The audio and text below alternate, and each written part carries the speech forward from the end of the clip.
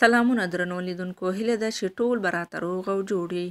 نن مې درته د ګلپاڼې په اړه جالب مطلب راوړی. تمه ده تر پایه راسره پاتې شي او زما چینل درسره هرومرو سبسکرایب کړئ.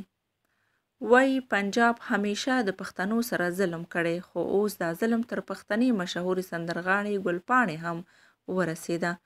د پښتو په وتلې سندرغاړې ګلپاڼې پسې د پاکستان د ګمرک یا مالیاتو محکمې د 10 میلیونه روپو د ټیکس لیک لیږلی او وایي ګلپاڼه په میلیونونو روپۍ ګټي، خو تر اوسه یې د 1 روپۍ مالیه هم د پاکستان حکومت ته نه ده ورکړې.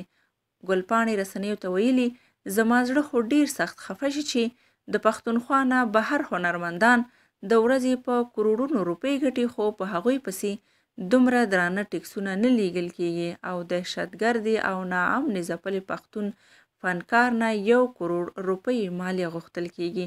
ګلپاڼه وایي د پښتونخوا په ترهګرۍ ځپلو هنرمندانو پسې په کروڑونو روپو ټیکسونه یا مالیه لیږل کیږي. صفا ښایي چې ریاست کې په خپله د پښتنو هنرمندانو د ښېګڼې لپاره څه کولی نشي، نو د پرمختګ مخه یې ضرور نیسي.